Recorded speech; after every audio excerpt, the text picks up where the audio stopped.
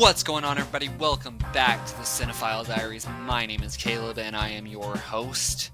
I realized after I uploaded last week that I hadn't actually explained what the show is for the new audience, because, we literally jumped mediums. We jumped from podcast to YouTube show, and I didn't actually explain what the show is on the pod last week. So I figured I should probably do that here. My name is Caleb.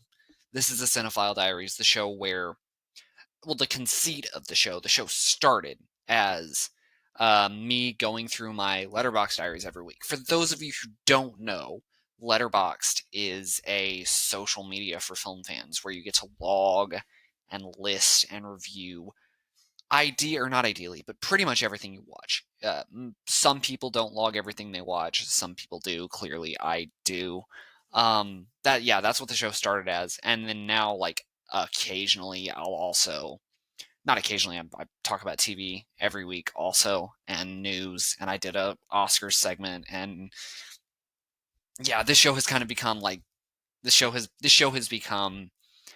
I don't have the consistency to do YouTube, like to do 6 videos a week, so I'm just gonna do one video that's all the things I want to do, one show that's all the things I want to do. It's my show, and I'll do what I want with it. Yeah, this was a great week. I got through 6 movies, which is what I did last week, but I only talked about 2 of them on the show because then there was a 2 hour and 40 minute. I hope you enjoyed that because it did about the same view wise as a regular show does, which was exciting. Also, on YouTube, it did really well. Not really well, but it did better than I was expecting it to. I don't know. So I hope everyone's enjoying that video. About Ava. That was a lot of fun to make, and I really, really want to do more of those. But yeah, I got through 6 movies this week. We're going to talk some TV, including the triumphant return of a certain show that I fell really behind on. Very excited to talk about that. But also, I'm gonna have to put a caveat on that show. I'm not going to review that show every week. I know I tried to review it every week for the first couple weeks. I think Yellow Jackets just binges better. I don't think Yellow Jackets works it's a great show. It's a very fun show. I just don't think it works nearly as well week to week as it does. Because that's how I watched season 1, is I watched the entire thing in like 5 days. I think this works so much better when you get to broad stroke it, when you get to look at the broad strokes of how each episode ties together rather than having to recollect your thoughts. There's obviously a lot of shows work really well week to week. I just think Yellow Jackets is a more fun, more engaging binge. So that's what I'm going to do. I'm going to not watch it probably for 3 or 4 weeks and then get caught up again and then do another conversation about it on here, and then we'll do that through episode 10. I think there's 10 episodes. There might be only 9. I don't know. I'd have to look. But yeah, let's jump into it. We got a lot to talk about, and I'm very excited for all of it. So let's jump in.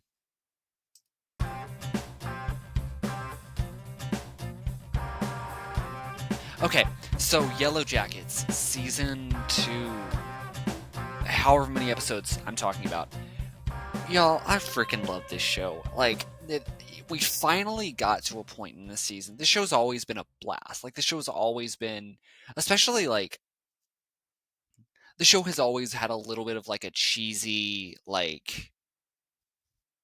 I don't know how to explain it. Hold on. There we go. The show has always had a very, I don't know, corny, but a very pulpy vibe to it. The show's sense of humor has always been very specific and funny, and I think this season is really, really playing that up. Really, really, the show is leaning into a certain type of humor, and it's working for me. I think it's working for me. But then there's also the thing about this show that really, really excited me in season 1. There's certain stuff in season 1 that freaked me out. And we're finally, in the last couple episodes, we've finally gotten back to some of the stuff that freaks me out. I don't know how much I've talked about specific characters. I have, this might be my worst covered show. I might talk about this show like a complete moron. But the character of Thaisa, who's played by, in the present, she's played by Tawny Cypress, and in the past, she's played by Jasmine Savoy Brown, who's in the new Scream movie. She plays Mindy in the new Scream movies. Her character and everything they do with her character is really, really freaking creepy. And I will say this. Season 1 felt very specifically like mental healthy in a weird way. Like this Thaisa, her issue seemed very much like it was just DID.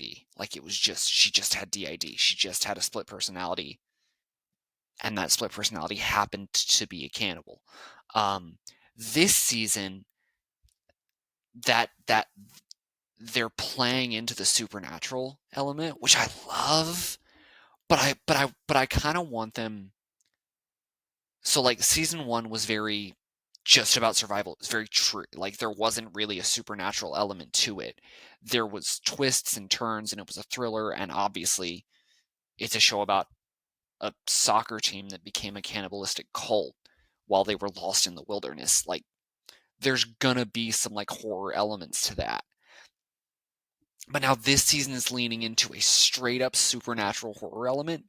I almost want them in season 3 to lean back the other way, to like explain everything that's horrific in that's like supernatural in season 2, to explain it all, but then like raise more questions. And I just want them to like keep doing that. Um, just because I think it keeps the show interesting. I think one of the things that I love in horror, in fantasy, in, because I'm going to talk about this with one of the movies that I watched this week, is when stories are like you can see what the cover story was. So like trying to think of a good example. I don't know, maybe Hereditary. Like I'm thinking about Hereditary, when her husband like catches fire. Spontaneous combustion is a thing. It's entirely possible up until like the very end. Up until like the very end of Hereditary, it's entirely possible that none of the cult shit is real. It's entirely possible. But it's like her, like Toni Collette's character trying to talk to her daughter. It's entirely possible that none of that's real up until the combustion. And God, now I'm thinking about Hereditary. That's the scariest movie I've ever seen. I shouldn't have brought that up. um, God, that's such a good movie. Anyway, Yellow Jackets. Um, where was I going with this? But yeah, I love it when stories, like you can understand what the cover story might have been. So I would love for Yellow Jackets to keep doing the unexplainable, and then like giving what might be an explanation for it. Like with Thaisa's DID, it looks like DID. It looks like a very Hollywoodized version of dissociative identity disorder. But with some of the stuff they're doing in season 2, the only way to explain that is a supernatural presence, unless they explain it again, but like leave it ambiguous. I think what I'm really asking for is ambiguity. Make the show, keep the audience guessing. Don't give me all of the answers. Keep me guessing as to whether or not there's a supernatural element or a mental health, like psychological element. I think that balance of supernatural and psychological horror is the key to this show's success, is the reason this show is so engaging, so much fun, and so freaky sometimes. Um, yeah, there's some stuff in season 1, like, dude, there's some stuff in season 1 that freaked me the hell out. Um, but yeah, like, I should mention Nicole Maines, who's one of the new characters. They got some really, really good new cast this season. Elijah Wood freaking Frodo Baggins is in this season, and he's awesome. Like he plays off of Misty. He plays off of Christina Ricci perfectly. I haven't even talked, dude. I have not talked about this show enough. I haven't talked about how good Christina Ricci is in this show. I haven't talked about how good. I have not explained the show well at all. I haven't talked about how good Nat. What's her name? What is her name? What is her name? I can't remember her name. She was someone I had heard of before, because like the adult cast of this show is very popular, like 90s child actors. I guess Melanie Linsky counts as a 90s child actor. She was in like Melancholia or something. No, she was in something with crap. My brain is not gonna work today. She's in something. I don't know. She was in something. She was in something in the 90s where she as a child, or maybe it was the 80s. But like the adult cast is people who were popular in like the 80s and 90s, uh, which is just and I just love that all of them are getting this like second life. It's a very second life show. It's a show where like everybody in it had a career before this, but now they've for some reason they've just decided to do the show, which I love, because the cast of the show is excellent. But anyway, Nicole Maines, who Supergirl, the show Supergirl on the CW is not a good show, not a good show, but like I have some nostalgia for it because I've seen all of Supergirl. I watched weekly for 2 or 3 seasons. I think I started the final season, which was maybe that was season 6. So I think I watched 4 seasons of Supergirl. One of the characters they introduced on Supergirl was a character named Dreamer, who was a superhero who could control dreams, named Nicole Maines. I really like Nicole Maines as a performer, and she's in this season, and she's so much better than she was. Like, she's so much better utilized here than she was in Supergirl. Uh, yeah, God, I love her because she has a really effective moment in one of the episodes that I watched, because I watched like 3 of them. I love the thing about binging is they all bleed together. But she has this really effective moment where like you really, really get to know her character. She has a couple. But she has this moment where like she forgives Natalie, who's played by the person whose name I can't remember. She forgives her and like hugs her, and it's this weird like hippy dippy like empathy thing. I shouldn't say hippy dippy. I'm very much into that shit. Um, but it's this very like it's this very like mental health counseling thing, and she like puts herself in Natalie's shoes or for something, and then like forgives her and apologizes and hugs her, and for some reason that like got me. I need to stop talking about things that get me on this show because there's a lot of them. um but yeah, she has this really effective moment. Um, God, what else is there to say? I love the fact that we finally got Van. Like that was one of my big questions. Questions is. I sound like Gollum. It's fitting since Elijah Wood is in the show. But one of my big questions coming out of season 1 was, where's Van? Where is Van still alive? I was like, there's no way Van's still alive. After what happened in season 1, Van is so dead. But no, we actually meet Van again, and she runs like a VHS rental shop, which is cool. Um, yeah. And then like once again, just the stuff with Thaisa, the development with Thaisa, um, the fact that like up until this season, her alternate personality didn't have a voice, and now evidently it has a voice, it has motives, it has wants, and it has a connection to the woods. It has a connection to the forest that they crashed in. See, this is what I love. This is what I love. This is what I watch TV for. mystery, things that you want to talk about, things that I need somebody else watch the show. Somebody else watch the show so we can talk about it, please. um, yeah, dude, Yellow Jackets is brilliant. Yellow Jackets is so much fun. I love the horror. I love that it freaks me out a little bit. Dude, I love the show so much. Christina Ricci's amazing. Everybody on the show is amazing. I don't know. Yeah, that's what I got to say on Yellow Jackets. Episodes like 3 through 5, I think. Maybe no, because I watched the first 2 episodes and then 3 through 5. There's some really funny stuff in there. There's some really the show has such a weird balance of like horror, comedy, not comedy, but like humor, drama. The addition of Melanie Linsky. I can't remember anyone's names today. Oh my god.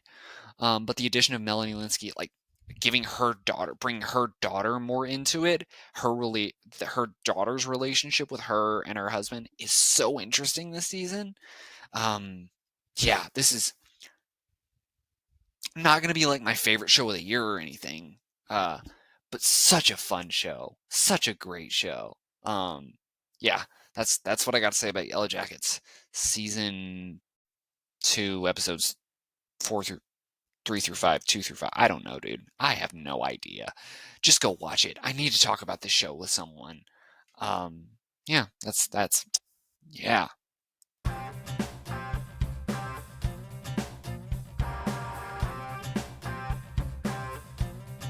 Okay, so stop number 2 on the journey is Ted Lasso. We gotta hit Ted Lasso land, don't we?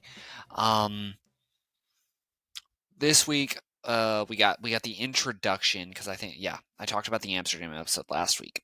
We got the introduction of the new tactic that Ted invented at the end of last episode, but he didn't really invent it. He explains, this new tactic to Beard, and Beard's like, yeah, that's total football, that invented by the Swedish in Amsterdam. Because this show is very funny, just good comedy. But yeah. So yeah, he starts trying to implement that with the team. Also, like, first off, I gotta talk about the Sam stuff. We finally got some Sam Obasanya story. Because like he was one of my favorite characters from season 2, and like he's been good this season, like, but he hasn't really been involved in the show this season. We finally got some good Sam development this episode. He has a little B plot of like he of one of the people that works in his restaurant, his maybe new love interest, is upset with like the Prime Minister of Britain for not letting refugees in the country or something, and Sam agrees with her, and since he's a famous football player, he tries to use his platform to speak out against that.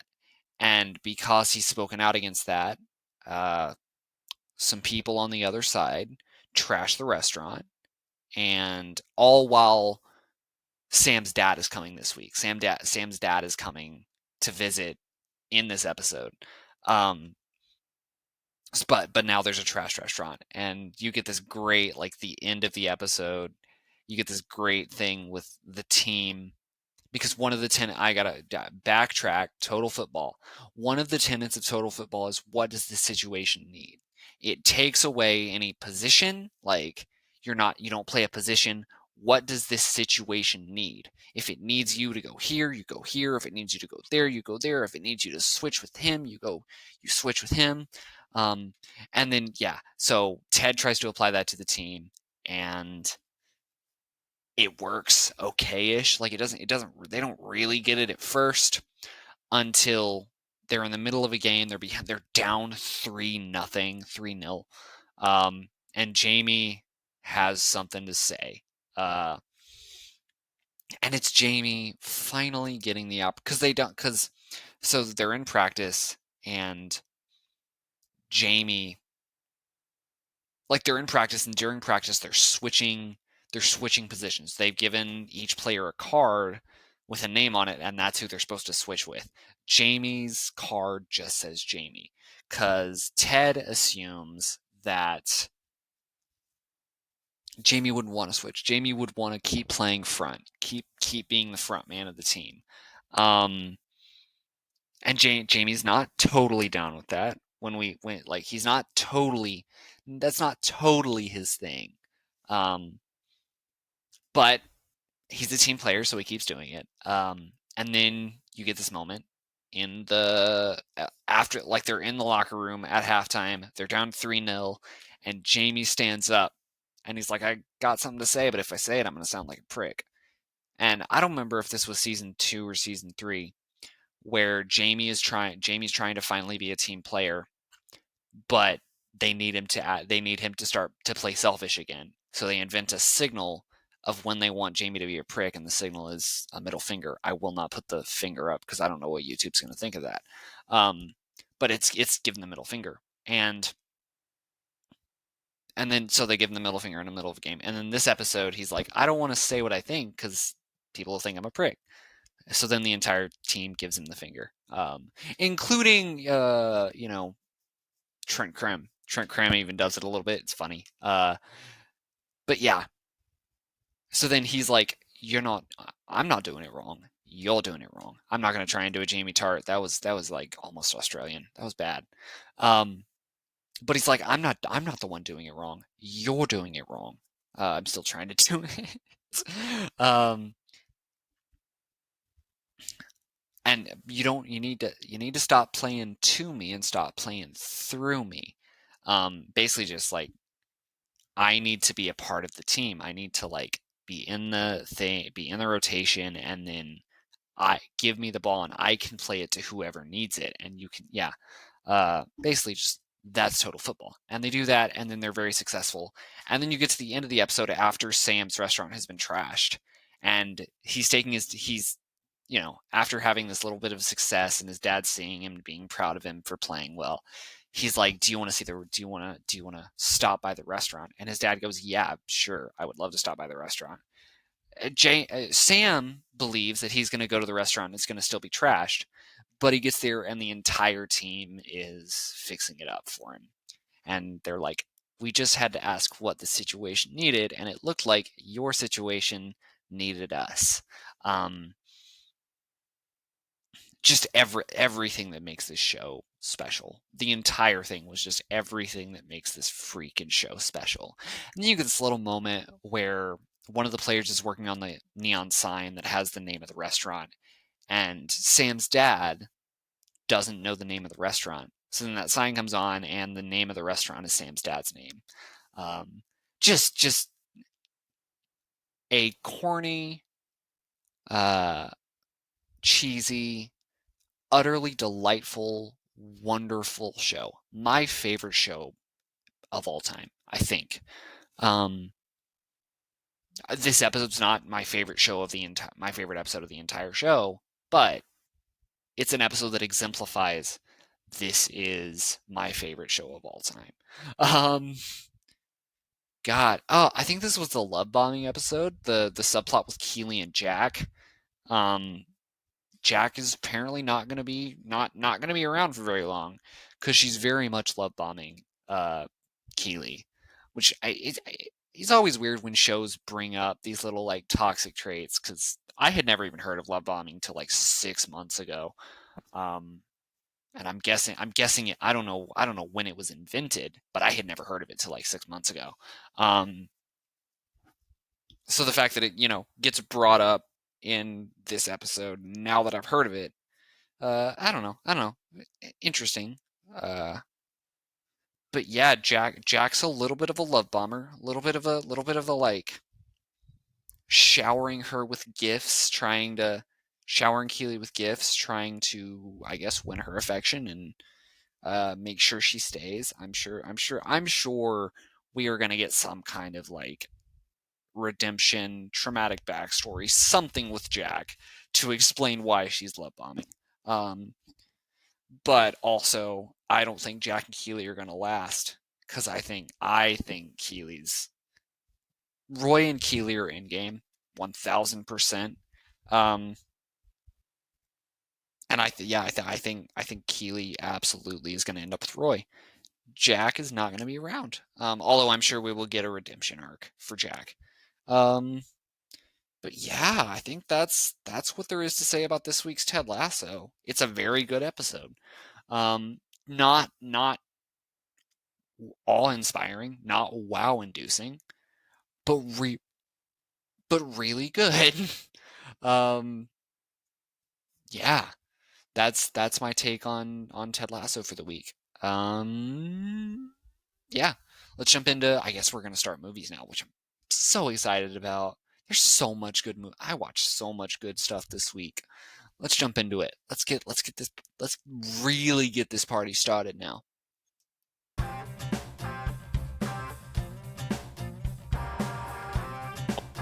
Okay, so like I started this week off on the absolute best possible note you can start a week off on. Hayao Miyazaki. Miyazaki.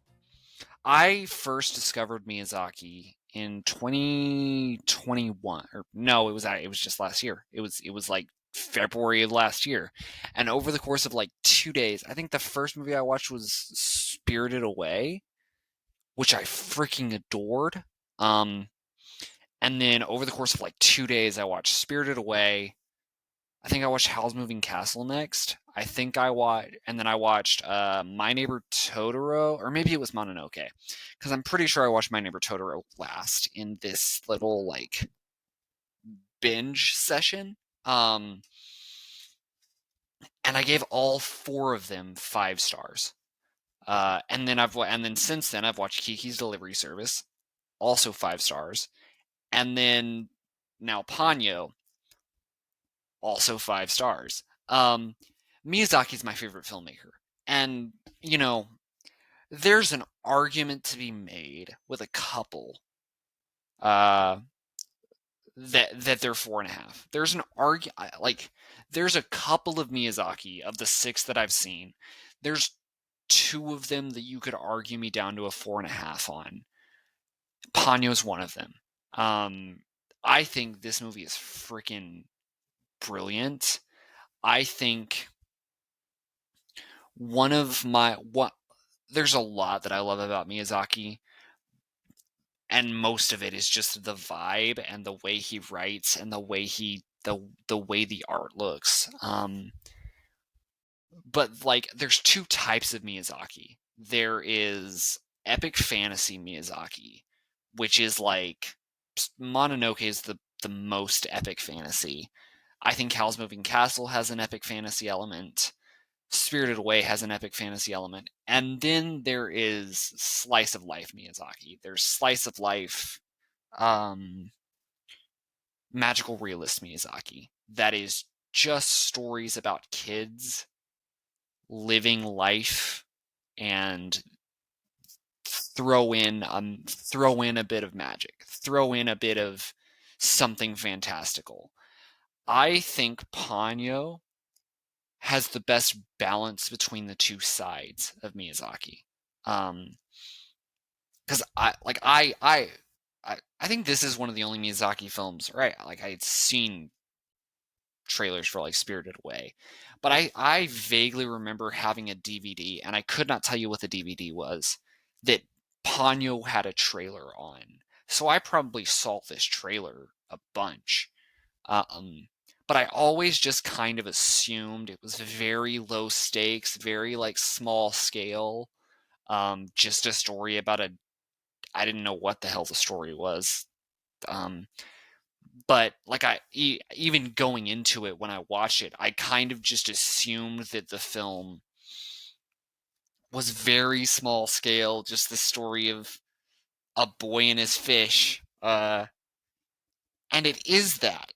It absolutely is just the story of a boy and his fish.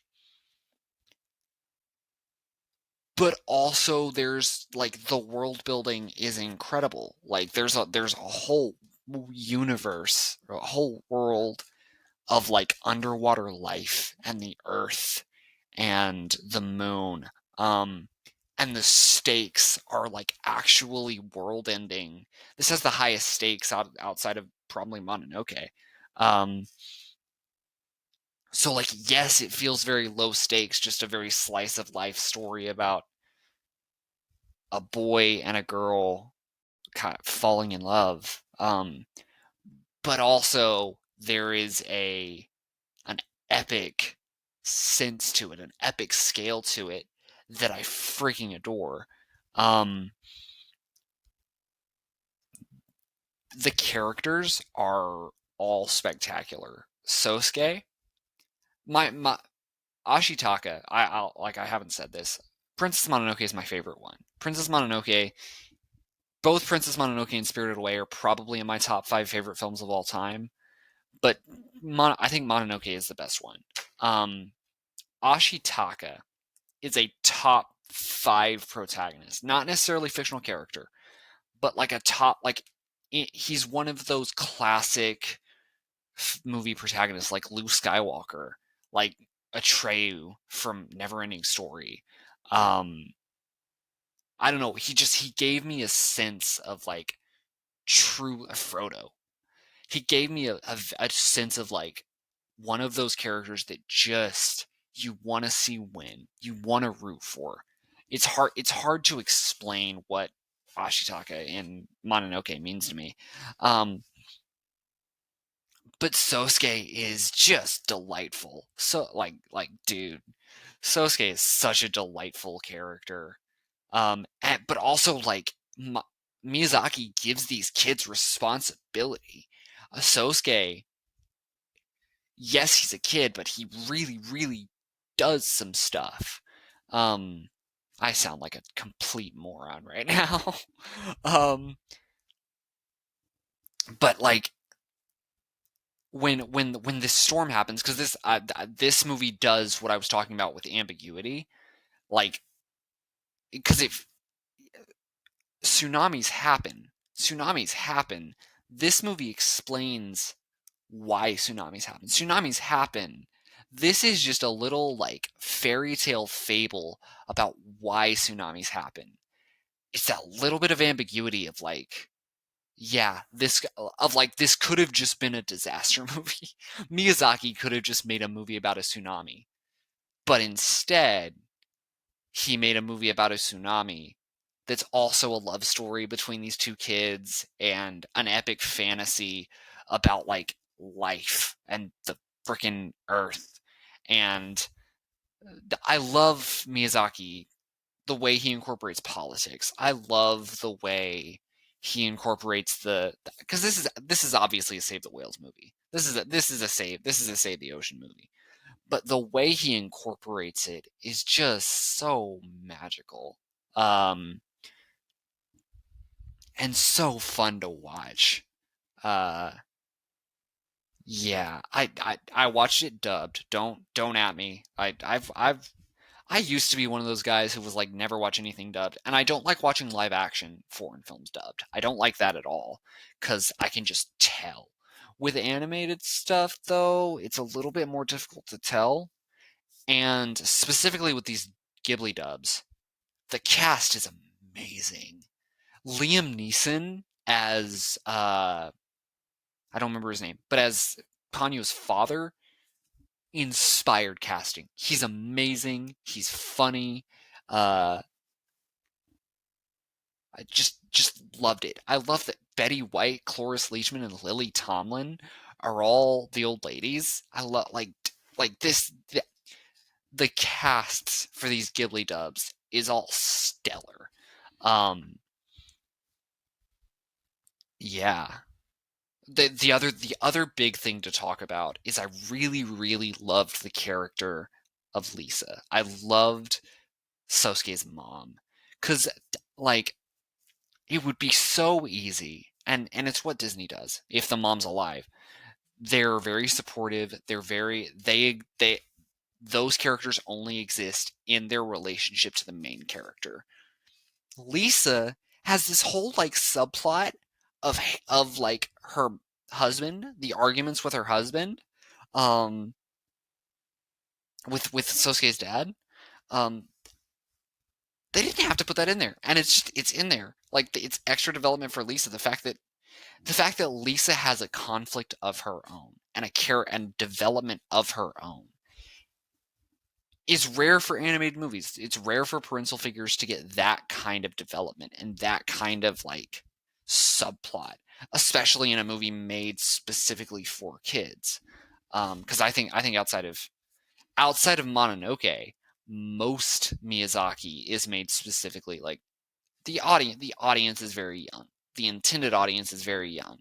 I think Mononoke steers a little bit like PG-13. I don't remember if that movie's. I'm sure it's PG-13. There's some straight up gore in that movie. Um, but yeah, uh, another like Miyazaki's my favorite filmmaker. This is not my favorite Miyazaki. Uh, the other 4.5 I didn't mention it, but I shouldn't leave you hanging. The other 4.5 is for me is Howl's Moving Castle. I adore Howl's Moving Castle. I adore the story of Sophia and the story of Howl. I love that movie. But I think structurally and like plot wise, it's just a little bit less focused than any of the others. Um, and for this one, the reason I would drop this one to a 4.5 is I think they bring in her father to like set up the potion or whatever, but then like it felt like they cut some stuff with him in the second half.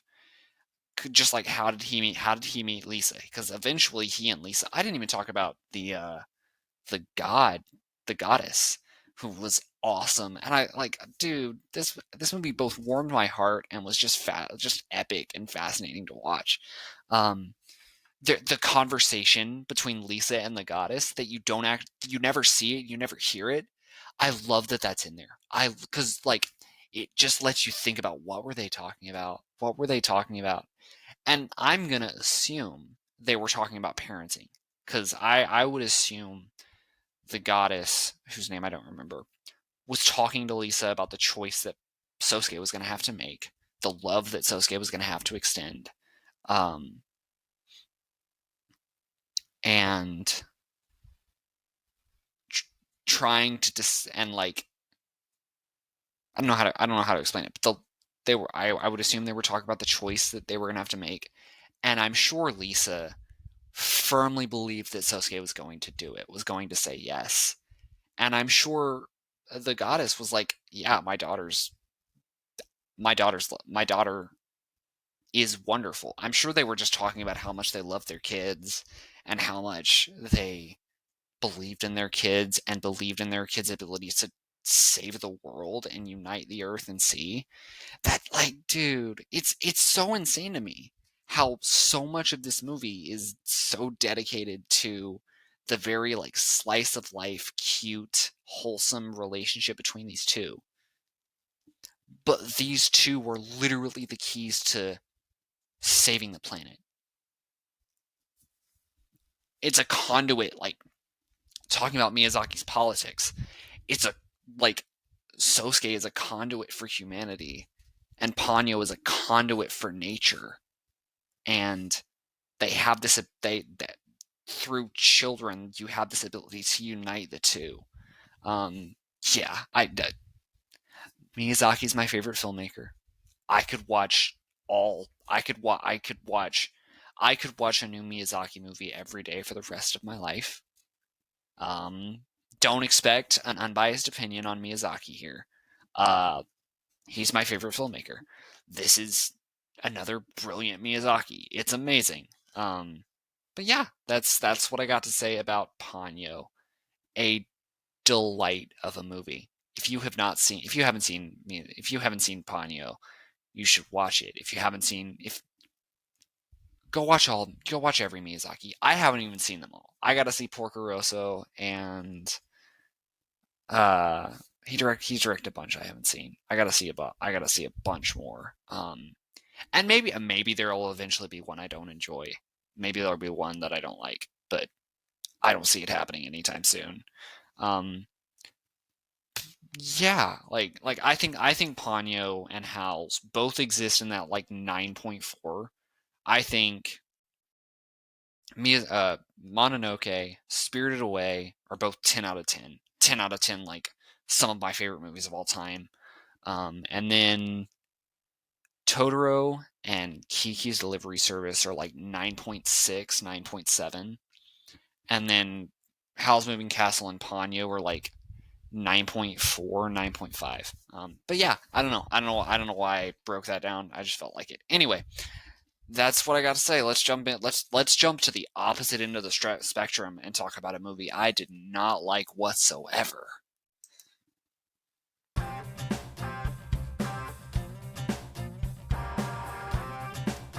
Okay, so after watching Ponyo, I decided I hate myself. Actually, no.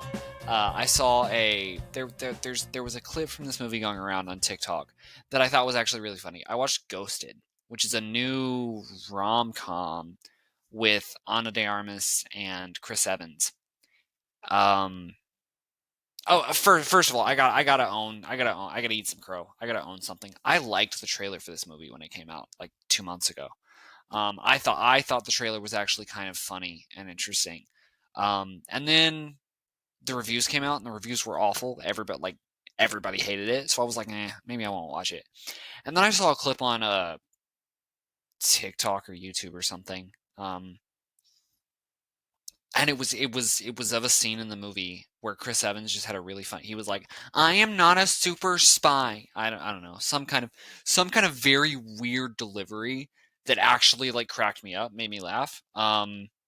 So I was like, man, maybe I should watch it. Maybe I'll be the one person on earth that likes Ghosted. Nope. That scene, Chris Evans has a couple of like decent delivery, like a couple of lines of decent comedic delivery. But like other than that, you never once believe. So the premise is Chris Evans is a farmer. I'm a farmer, not a super spy. Chris Evans is a farmer, who meets this girl, and then she ghosts him, and he, by basically stalking her, like he leaves his inhaler in her purse, but he has an air tag on the inhaler, so he tracks the inhaler, and she's in London. So this dude flies to London to meet this girl who ghosted him, to find this girl who ghosted him. Um, and it turns out this girl who ghosted him is a spy, is a secret agent. How does this happen? Like how does a movie like this actually happen? no, no, outside of that one scene, and then there's like a series of cameos that is so stupid and ridiculous that I kind of laughed at it. Like I kind of laughed at how stupid and ridiculous it was. Other than that, this is an absolutely painful slog of a movie. None of it works. Um, I, there was a lot of jokes going around on Twitter about how it seemed like Ana de Armas and Chris Evans were never on set together, and I don't know that I would go that far, but I don't think they ever actually shot a scene together. Oh my god. Oh my god. It doesn't feel like some of the masters maybe, but like and the one scene they very clearly did shoot together, the kiss scenes, are the most awkward things I've ever seen. They're awful. They're awful. Yeah, this one's bad, y'all. Like, I don't know. I'm kind of excited because all the movies that I've not liked so far this year, I've been in the minority on, and I've not liked them for very specific, like personal reasons. This movie's just bad. This movie just sucks. It's kind of exciting. I get to actually talk about like a bad movie.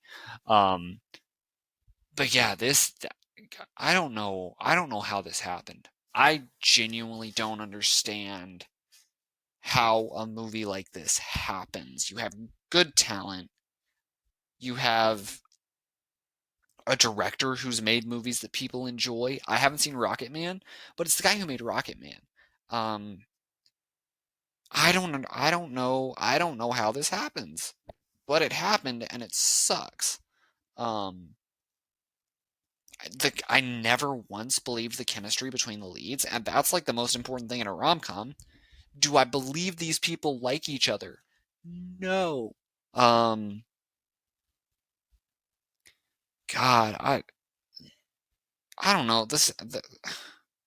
The action is really dumb, and Chris Evans is just painfully miscast. Like I don't think you get Captain America to play the damsel in distress. I don't think you get Chris Evans to play, especially being as jacked as he is.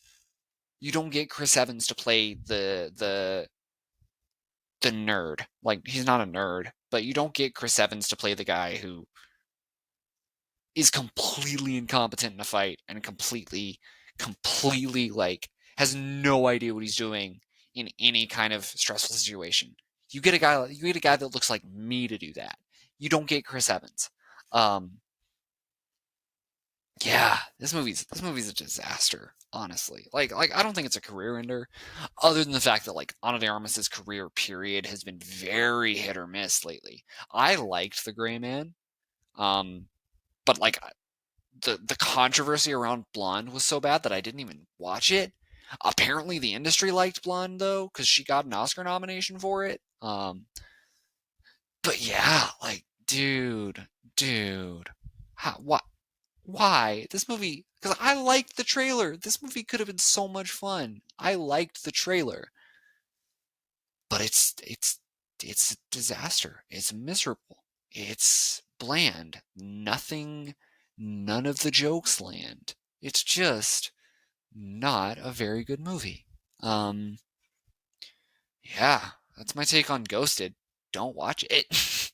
um, that's what I got to say. Let's jump into let's get back into like let's start the upswing. This week kind of did do the whole start here and then pew and then pew. Yeah, let's get into it. Let's jump. Let's go. Let's jump into it.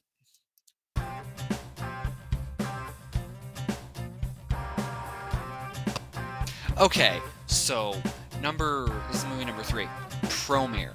Uh, Me being a little anime toe dipper that I am, I honestly I wasn't planning on watching an anime. I feel like this is the spot for me for anime. It's just another movie. For some reason, before Miyazaki, it never really like if I was going to watch anime, it was just I was gonna have to like prepare myself to watch anime.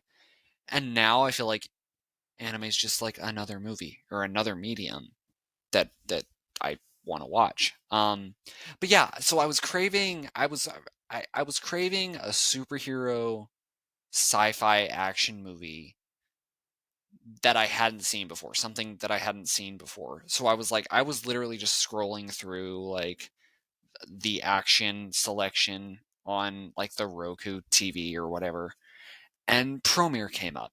Um, Promare it's by Studio Trigger, who did an episode of Star Wars Visions, which I love the Star Wars Visions.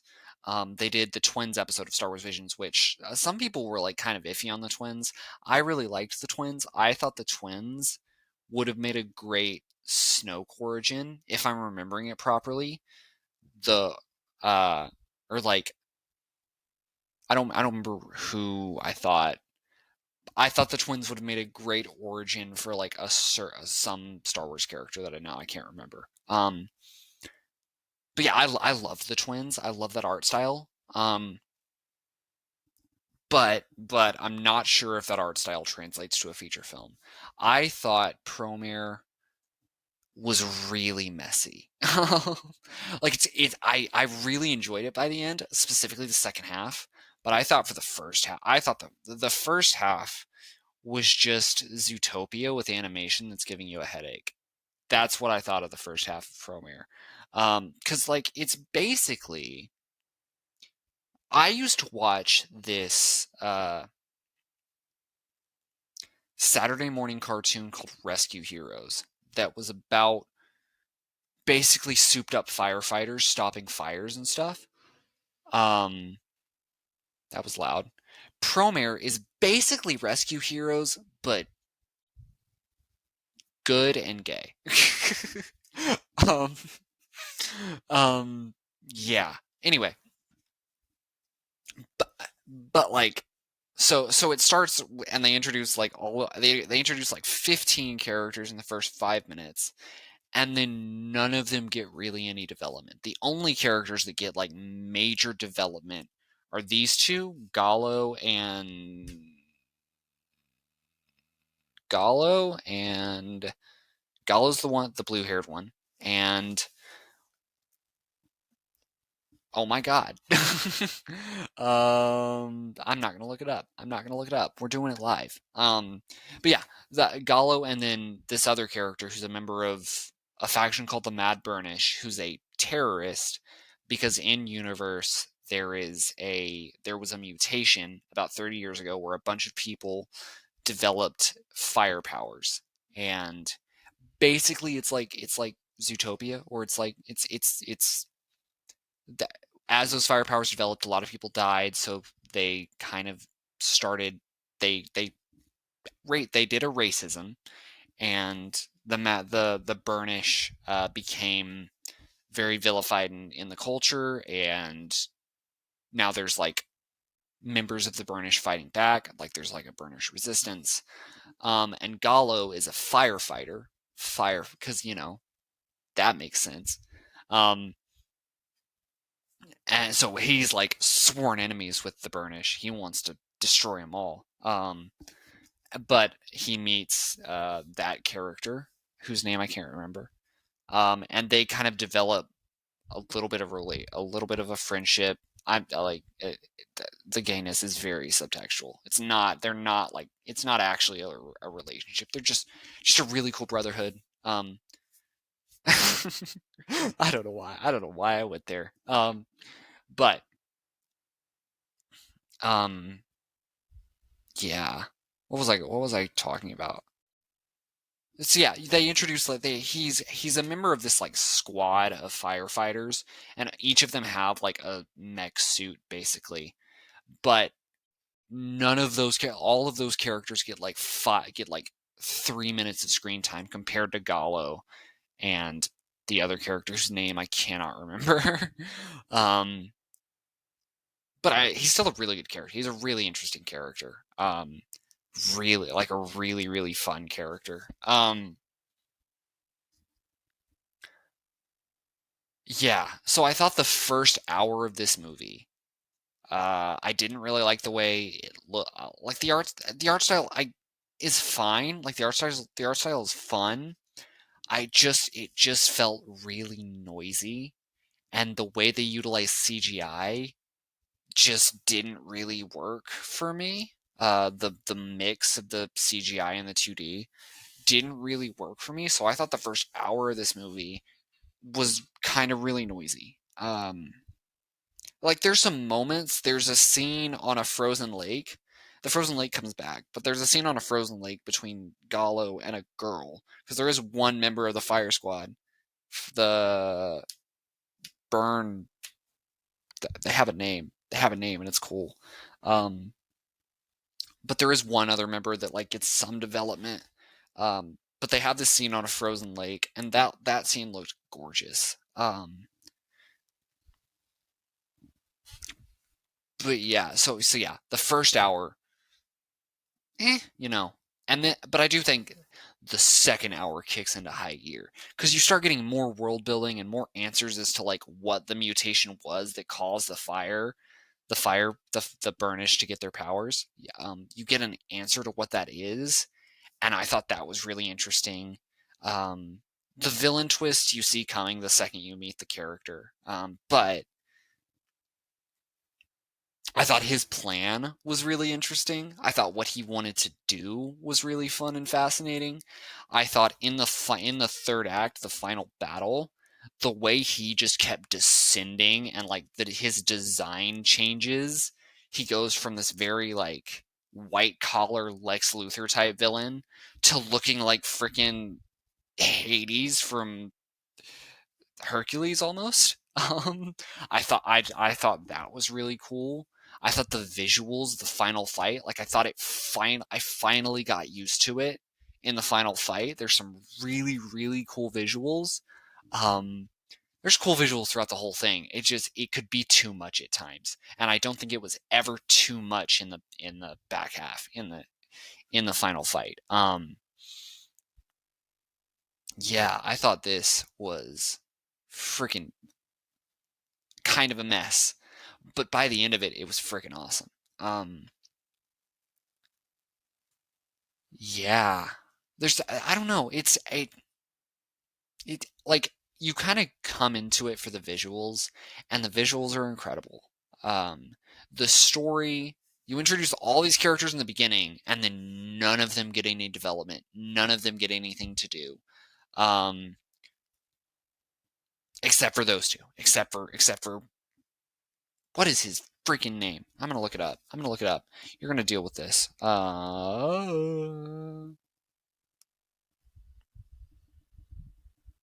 His name is Leo. Leophodia. Really cool name. Leophodia. Really, really, really like. I really, really liked the friendship that they develop. Um, I did think a lot of the mechs and the robots and the I don't know if this is a thing in Japan. I'm sure it is. A lot of it seemed like it only existed to sell toys. A lot of it seemed like it only existed to sell toys, because like Gallo is in a mech in the opening scene, and then he gets a different mech at some point, and then he gets a third mech. Like they kept changing it. I will say I loved Gallo's characterization, because Gallo is like a classic anime protagonist, like the stereotypical anime protagonist who's like very speechy, very like very like he'll give you a speech about all the power he has and all the things he's about to do to you. Which kind of bugged me at first. But after his like first or second speech, another character turns to another character and goes, "What the hell is he talking about?" And you realize Gallo is just an idiot. Gallo is just dumb. Yeah. I feel like I've harped on this movie a lot. There's some issues with it, but it's really fun. It's a lot of fun. Some of the action is really cool. Um, definitely like there's aspects of it that like feel like they either shouldn't be there or they're there for the wrong reasons or whatever. But the final product, the action scenes are fun. The character dynamics are really fun.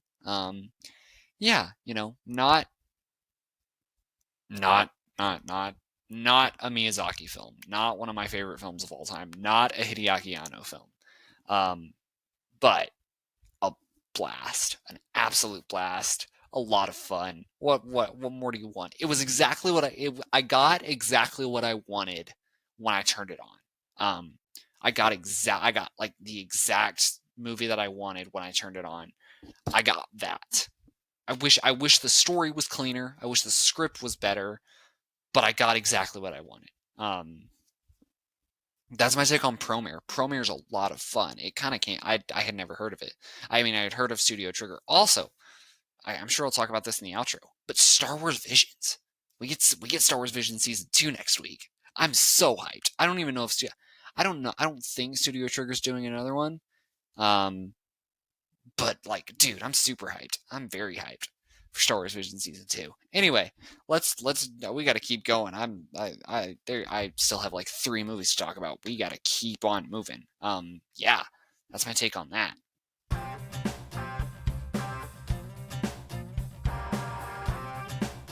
Okay, so then in preparation for the end of a trilogy. I watched the first Guardians. Well, I started with the first Guardians because, of course, you start with the first Guardians. Let me preface this very quickly by saying I am not a Phase 4 hater. I know my only two Marvel reviews on this channel, I'm pretty sure, are Ant-Man and the Wasp and Ant-Man and the Wasp Quantumania. I like Ant-Man and the Wasp. Quantumania sucks. But like, let me make this clear. I am not a Phase 4 hater. I think Wakanda Forever, Shang-Chi, and Spider-Man No Way Home are all top 10 MCU movies. Now, like maybe that's because I haven't done a rewatch, and those have some recency bias, and I really, really love all three of those movies. But I really, really love all three of those movies. So like, I am not a Phase 4 hater. So when the first Guardian starts and they're actually on a set, like it actually looks like a real place, and when Star-Lord kicks the water, he actually kicks like real water, and like he picks up the lizard thing. It's probably actually a puppet, and the lights on his helmet are actual real lights. It's actually a real practical helmet. It was so nice to actually feel like I was watching a real movie again and not a video game. Genuinely, so much like heart, so much like craft and heart, and it actually feels like a real movie. Even like Ant-Man and the Wasp, which I liked, did not feel like a real movie. Quantumania, God, what was that? What happened, y'all? Most of the shows have had this problem. Yeah, the first Guardians feels like a real movie. I sound like Harry Styles. It's like a movie. I don't know. But yeah, the first Guardians introduces some of the most endearing characters in the entire MCU. Some of the best characters in the entire MCU. It brings them together. They're just really, really fun to watch. Groot is obviously amazing. Rocket's spectacular. I really, really love Gamora. Nebula's really fun. She doesn't get a lot to do in the first movie, but Nebula's great. She gets plenty. She gets a lot. She gets a lot in this movie. Just like the world that this movie sets up, the cosmic side of the MCU with these characters, and I don't know. I really, really, really like this movie.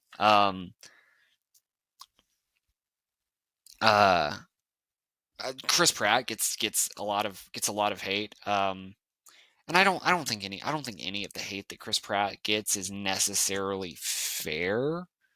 Like I'm not gonna get into it, but most of it's been proven wrong.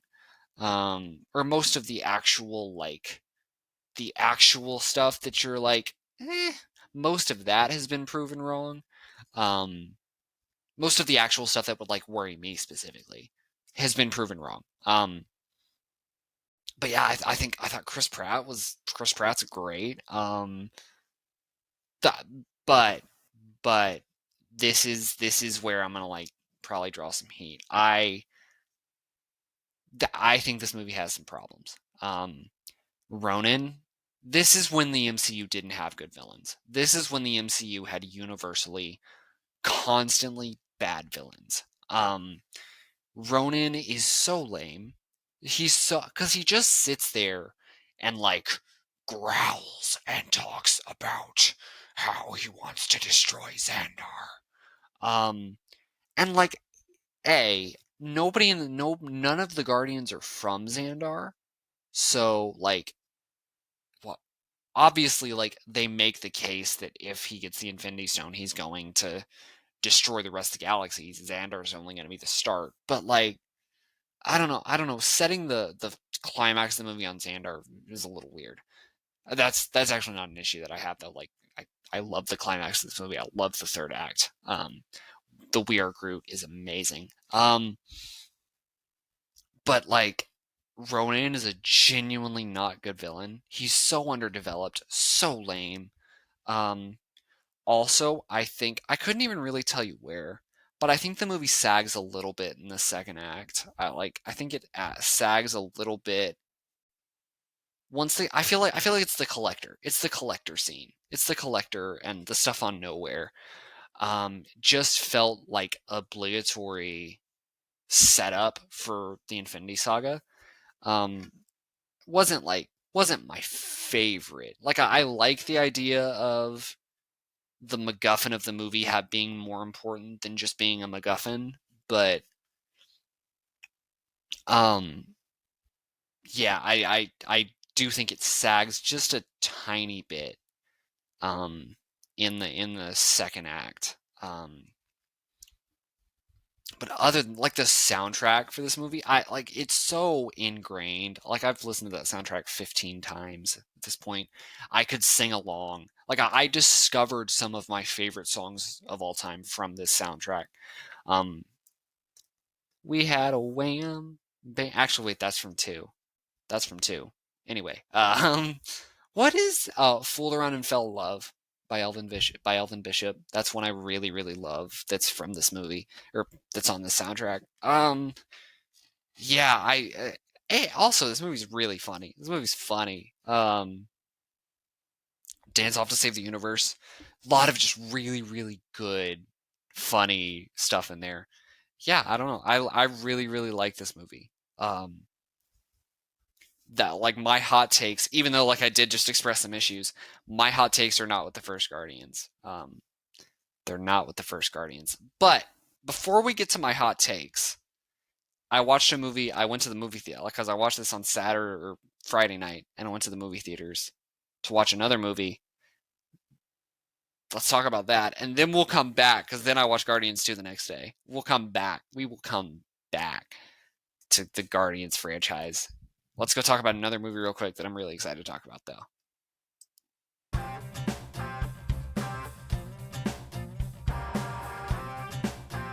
Are you there, God? It's me, Margaret. I, honest to God, was like not familiar with this movie with this story beforehand. It's based off of a novel by Judy Blume, and I had read. Judy Blume also wrote a series of novels called The first one's called Tales of Fourth Grade Nothing, and then the second one I think is called Double Fudge, and then the third one has something to do with like fudge money or something. But it's yeah. I read Tales of a Fourth Grade Nothing in the fourth grade, so I have some experience with Judy Blume, but not like not this specific story, and not like there my I was kind of half watching a Judy Blume documentary or the other day, and I don't have experience with like that version of Judy Blume. My experience with Judy Blume was this very like very uncontroversial, kid friendly, from what I remember, book about a fourth grader. Judy Blume actually has been writing very honest books about womanhood and female adolescence, which I didn't really get. Like obviously I didn't get to experience female adolescence, but I didn't get to experience that side of her as an author. So this was my first kind of introduction to that story. um, Y'all, I don't know what the wisdom of a 20-year-old man going to see this movie alone. I don't know what the wisdom of that is, but this movie's freaking delightful. like, I don't know what the wisdom of me as a 20-year-old going to see a movie about 14-year-old girls. Or maybe they were actually. I think they're 11 and 12. I don't know what the wisdom of that is. I don't know. I worry I was getting some weird looks, but maybe I wasn't. Maybe I'm being self-conscious. Um, this movie's this movie's amazing. It's delightful. It's wonderful. Um, you gotta start with Abby Ryder Fortson. Speaking of Ant-Man and the Wasp, Abby Ryder-Fortson stars and plays Margaret. Abby Ryder-Fortson was Cassie from the Ant-Man movies. So I knew she was already like really funny and really sweet. Like was a really, really fun little actress. But could she lead a movie? Hell yeah, she can lead a movie. She's amazing in this. She has some facial acting early on that I was like, oh, that's like real. That's some real acting right there, girl. I don't know why I put it that way, but like she has some facial acting early on that's really, really spectacular. Um, and she's really funny and really, just really, really. She really, really carries this movie on her back. It's her movie. Um, just a really, really fun performance. I loved so much about what she was doing, but her like inner monologue was really fun. Like her inner monologue for most of the movie is actually prayer. This is not a faith-based film, but it's a film about discovering faith and thinking about faith. Um, and so Margaret spends a lot of time talking to this thing that they call God. Um, and I think that's how she would put it. Talking to this thing that we call God. She doesn't have any preconceived ideas of what that thing is. That side of it really, really impacted me. That idea of, uh, like that type of self-discovery, that type of like thinking about what you believe, thinking about the larger world, what's bigger than you, that really spoke to me and I really, really enjoyed. And then there's the other half of this movie that's very much about uh, female adolescence. It's very like there's very, very honest. Like there's a health class scene and they straight up explain periods. Very like honest. Didn't I'm not gonna say it like made me uncomfortable. Just uh because I liked how honest it was. I liked how explanatory it was. Because there's this weird thing with dudes being scared of this stuff. So I like that there's this big movie based on a big novel that actually like explains it. That actually like makes the whole thing a little bit less, I don't know, scary. I don't know how to put it because it's a reality that all women kind of go through. Um, yet for some reason for men it feels so disconnected and unthinkable, like it's so taboo.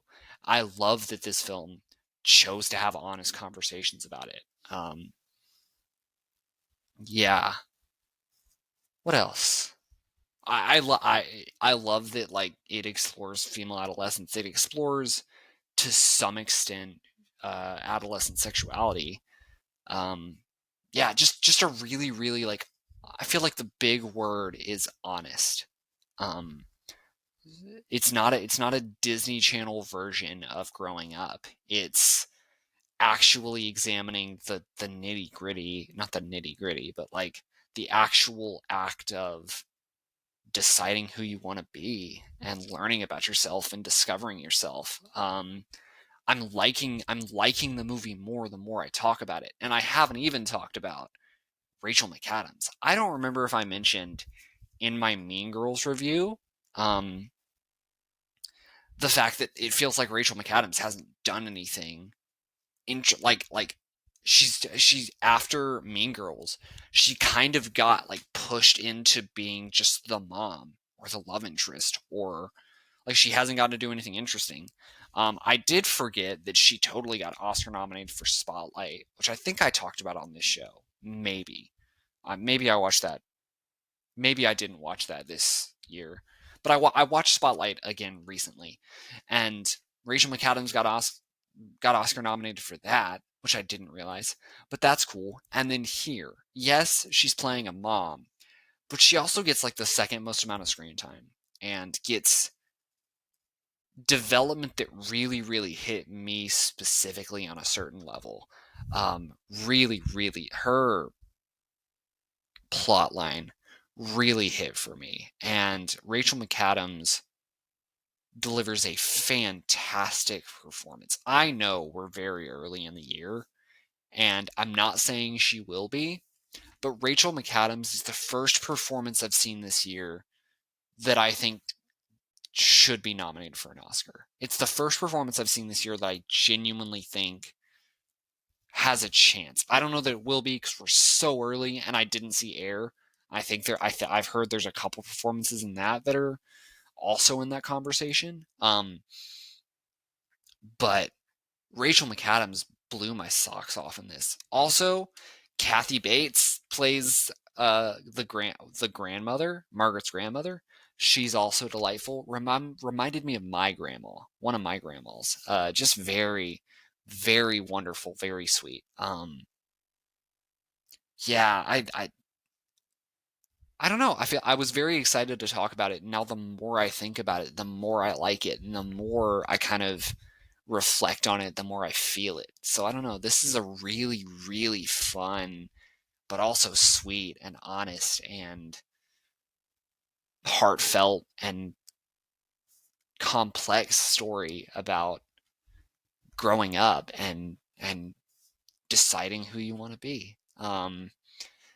It's really good, y'all. It's really good. Like Mother's Day's in 2 weeks. Take your mom to go see this movie, please. It's so good, and I like, dude. I cannot wait to see what Abby Ryder Fortson does next because she's so fun in this movie. Um,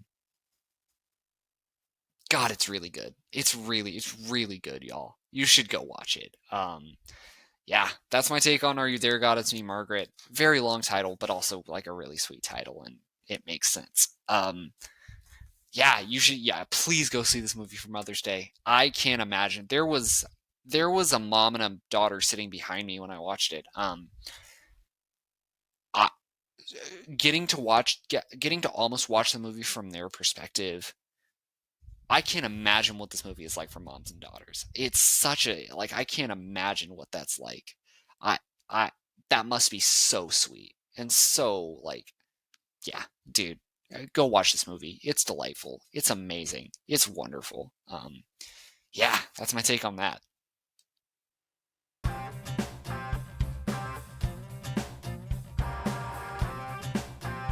Okay, so Guardians of the Galaxy Volume 2. I know I've been hyping up that this is like I have hot takes and all of that. I don't know if this is actually that hot, but I think it is. Guardians 2 is my favorite Marvel movie. Favorite MCU movie. It's not my favorite Marvel movie, although I think the only competition in terms of like the entire Marvel brand is Logan. No, it's Spider-Man 2. It's Raimi's Spider-Man 2. Raimi's Spider-Man 2 is the only comic book movie I've ever given 5 stars. Guardians 2 and Logan I think are both 4.5. Because I have issues with Logan, and then in terms of like rating, first like there's just an X factor that can be determinate in what I rank things or what I rate things, and for some reason, just a 5 doesn't feel right for Guardians 2. But it's my favorite MCU movie, period. I think this movie is spectacular. I think Ego was a top 3 Marvel villain. Um, maybe top 5, but like I think Ego is one of the best villains Marvel has ever had. Um, I think Kurt Russell is amazing as Ego. I think the development of Yondu in this movie is incredible and incredibly emotional. I think Rocket's development in this movie is incredible and incredibly emotional. I think almost everything about this movie works. I think almost everything about this movie sings. Um, a lot of people have an issue with Drax. I think I'm specifically talking to like one of my favorite critics hates this or doesn't hate it, but does not like this movie, and he specifically talks about Drax. I have to rebut that. I have to give a rebuttal to that. I do think they changed the way they wrote Drax in this movie. Because in the first movie, Drax has a very clear goal, and that's kill Ronan, and then kill Thanos. And that goal certainly disappears in Guardians 2.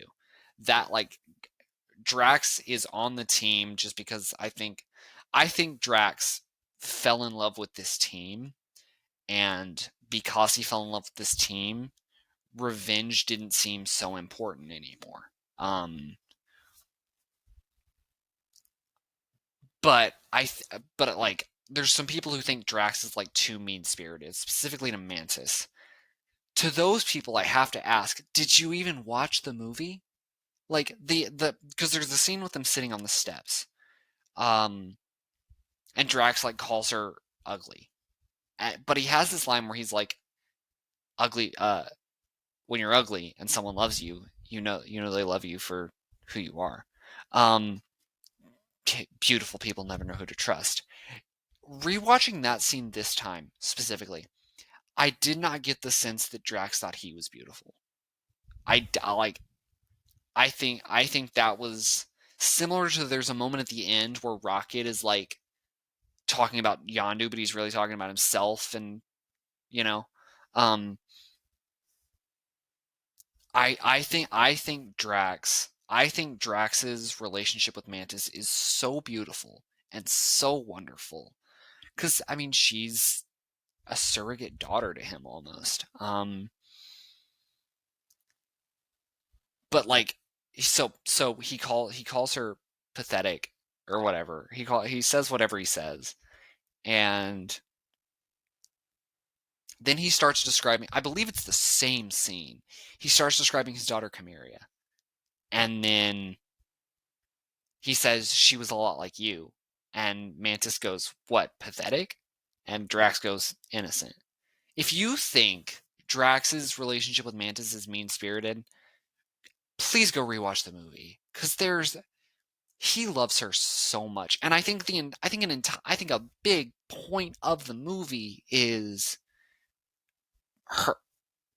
To quote like a cat poster, "Hurt people hurt people." These characters have all been hurt by life, Drax specifically, and from that pain, also, like, doesn't understand metaphor, doesn't understand social cues. That's like a whole point of his character. Um, Drax but Drax is also in a lot of pain because he's lost his entire family once. So of course, he's scared to let Mantis get close. He's scared to let this family get close. Of course, Rocket, who's been through all of this pain, is super mean to the rest of the Guardians because they actually love him for who he is. He actually feels accepted with him, and the last time he felt accepted, which we're going to see in Guardians 3, the last time he felt accepted, it all went terribly wrong. The last time Rocket loved people, it all went terribly wrong. Of course they're mean to each other. Like, what movie did you watch? um even Nebula, like, th- of course they're mean to each other. Of course they're mean to each other. They're hurt. They've been hurt by life. That's I like I that no, don't misinterpret me. Guardians of the Galaxy Volume 2 is nowhere near as emotionally complex as Evangelion. But it's the same reason Asuka is the way that she is. They've been hurt by life. The last time they loved people, they got hurt. So of course they're mean. Of course they're terrified to let people in. Like, the take of the Guardians are too mean to each other, the humor is too mean spirited in Guardians 2, makes no sense to me. I really, really hate it. I really, really don't. I don't hate it. I just don't get it. I don't understand. What movie did you watch? Yeah, this is my favorite Marvel movie. Kurt Russell as Ego is amazing. I love like I don't know if I'll ever forget seeing the when he says it broke my heart to put that tumor in her head. I don't know if I'll ever forget seeing that scene for the first time. Dude, like so good. So good. Um uh all of the humor in this movie works for me. The stakes, like the very dark stakes that this movie had, all worked for me. I love the Sovereign. Like I I feel like this movie is verging on becoming a comfort movie for me. So like maybe objectively the way they use the Sovereign's a little bit iffy because they do kind of just come in and out when the plot needs them. But they're so funnily written and just so funny and but also like really interesting. Um I love him. Baby Groot, like the baby X phase, the baby X craze right now of like taking something and making it a baby so that it's cute is a little bit annoying. It's oversaturated at this point. But that like baby Groot is still baby Groot. Come on, man. Um yeah, I think of outside of movies that have Avengers in the title, the third act of this movie is my favorite third act in the MCU. Um, the final fight on Ego, and everything about that is my favorite third act in the MCU. Um, Yondu's death and the way Yondu's death brings the themes of the movie together of fatherhood and found family. Um, so good. The way Yondu gets this full development, like you get introduced to the other Ravagers who really don't like him because of what he did to Peter. Um, the way he gets that full development and they show up at his funeral. I'm sorry. This is my favorite Marvel movie. It's my favorite Marvel movie. It's what this is one of those movies. I don't have a lot of them where if you don't like it, you're wrong. But I'm also in the minority on really liking it, so I don't know. This is a confusing movie for me. Um, but yeah, Guardians 2, my favorite Marvel movie. I am so beyond excited for Guardians 3. You have no idea. I'm so excited. I'm so hyped. I'm so ready. Um, the holiday special was amazing. The fact that the holiday special like actually has ramifications on the broader plot with Mantis being Star-Lord's sister. God, I love it all. I love, dude. The first Guardians is really good, but I think that movie has some problems. Like I think that movie sags in the second act, and the villain is just awful. Um, the villain's just not good. Um, this movie I think it is a step up from the first one in every way, and I don't really understand why most people don't see that. Um, this is the only like all film is subjective, obviously. All film is subjective, like what you like. This is the one movie that I just don't get it. I just don't get it. I don't get why this is the one that like gets a weird amount of dislike. This is the one that everyone mentions the first one. Then they mention this one, they're like, it's not as good as the first one. I don't like, dude. I think everything in this movie is a step up from the first movie. I just don't get it, y'all. I just don't get it. I don't know. I feel like I'm not with a lot of sequels, because Chamber of Secrets is my favorite Harry Potter movie. Um, How to Train Your Dragon 2 is my favorite How to Train Your Dragon movie. I feel like I'm just that way with a lot of sequels for some reason. But yeah, that's my take on Guardians 2. God, I love this movie so much. But yeah, that's what I got to say. Let's jump into the outro and then wrap this up because I feel like this is a really long episode.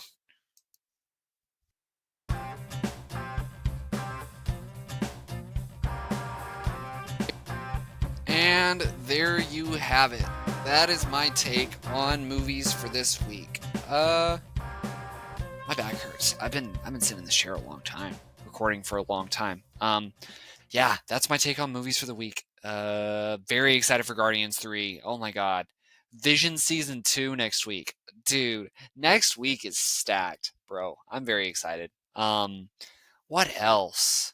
I kind of, I don't know if I will, but I should watch Infinity War and Endgame again, just because they're like the next they're really the next chapter in the Guardian saga, because obviously Gamora dies and comes back in those movies, and Infinity War Guardians, they're really good. I really like the way they're using that movie.